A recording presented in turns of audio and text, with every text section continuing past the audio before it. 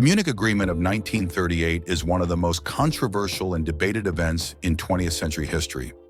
To understand its significance, we must delve deep into the political climate of Europe in the interwar years, the personalities involved, and the far-reaching consequences of the policy of appeasement. By exploring this pivotal moment, we can uncover not only the motivations behind the agreement, but also its impact on the world stage. Buckle up for a journey into one of history's most dramatic episodes. The seeds of the Munich Agreement were sown in the aftermath of World War I. The Treaty of Versailles had redrawn the map of Europe and placed heavy reparations and territorial losses on Germany.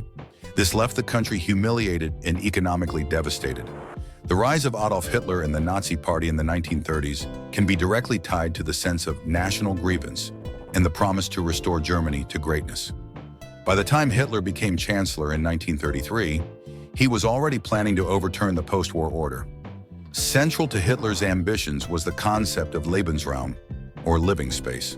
He believed that Germany needed to expand eastward to provide land and resources for its people. The first step in this plan was the remilitarization of the Rhineland in 1936, a direct violation of the Treaty of Versailles. The international response was muted.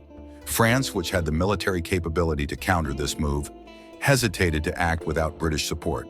Britain, under Prime Ministers Stanley Baldwin and later Neville Chamberlain, was reluctant to engage in another war so soon after the devastation of World War I. This reluctance set the tone for what would become known as the policy of appeasement. At its core, appeasement was the belief that satisfying the reasonable demands of a potential aggressor would maintain peace. This policy was not born out of cowardice, but rather a genuine desire to avoid the horrors of another global conflict. The economic turmoil of the Great Depression further reinforced the reluctance to engage in military spending or confrontation. By 1938, Hitler's next target was the Sudetenland, a region of Czechoslovakia with a significant ethnic German population. The Sudeten German Party, led by Konrad Henlein, acted as a proxy for Nazi Germany, agitating for greater autonomy and later unification with Germany. Hitler used their grievances as a pretext, claiming that the Czechoslovak government was oppressing the Sudeten Germans. In reality, the Sudetenland was strategically vital to Czechoslovakia, housing key defensive fortifications and industrial resources. The Munich Agreement came about after months of escalating tensions. Hitler's aggressive rhetoric and military posturing alarmed European leaders.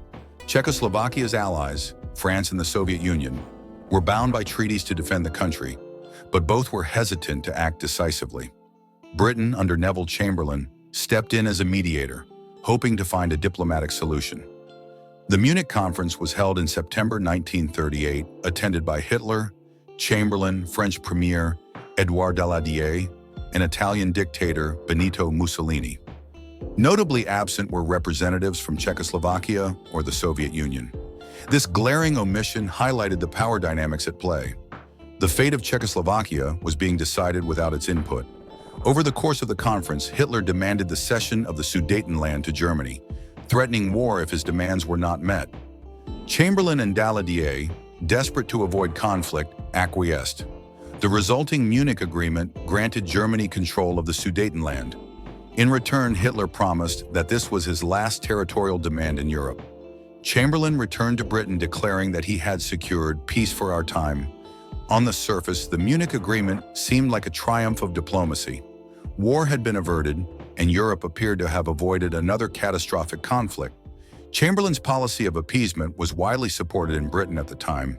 The memory of World War I was still fresh, and many believed that avoiding war at all costs was the only rational course of action. However, the agreement's flaws were glaring. It effectively abandoned Czechoslovakia, a democratic ally, to its fate. The Sudetenland's loss crippled Czechoslovakia militarily and economically, leaving it vulnerable to further aggression. Hitler's promises were worth little. Within 6 months, he violated the agreement by occupying the rest of Czechoslovakia. The Munich Agreement also emboldened Hitler, convincing him that Britain and France lacked the will to stop his expansionist agenda. Please take a moment to like and subscribe to our channel so you don't miss any new daily videos. The policy of appeasement has been criticized as a catastrophic failure. Winston Churchill, then a backbench MP, famously condemned it, saying, You were given the choice between war and dishonor. You chose dishonor, and you will have war. Critics argue that appeasement allowed Hitler to grow stronger, making the eventual war even more devastating. By conceding to Hitler's demands, Britain and France undermined the principle of collective security and emboldened other aggressive powers, such as Italy and Japan. Yet it's essential to consider the context in which these decisions were made. The trauma of World War I loomed large, and the economic hardships of the 1930s limited military readiness. Chamberlain genuinely believed that he was acting in the best interests of his country and the world. The public mood in Britain and France overwhelmingly supported peace, making it politically difficult to take a harder line against Hitler. The consequences of the Munich Agreement were far-reaching. It marked a turning point in European diplomacy, signaling the collapse of the post-World War I order. For Czechoslovakia, it was a betrayal that left the country dismembered and vulnerable. For Hitler, it was a green light to pursue further aggression. The invasion of Poland in 1939, which triggered World War II, can be directly linked to the failure of appeasement. The Munich Agreement also had profound implications for the post-war world. It underscored the dangers of appeasing aggressors and the importance of collective security. The United Nations and NATO were later established with the goal of preventing such failures in the future. The term Munich has since become shorthand for the perils of appeasement, invoked in debates over how to handle modern-day aggressors.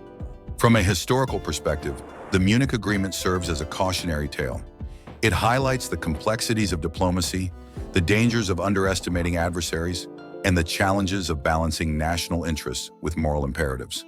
The leaders involved were not villains or fools, but individuals grappling with an incredibly difficult situation. Their choices, though flawed, were shaped by the unique pressures of their time.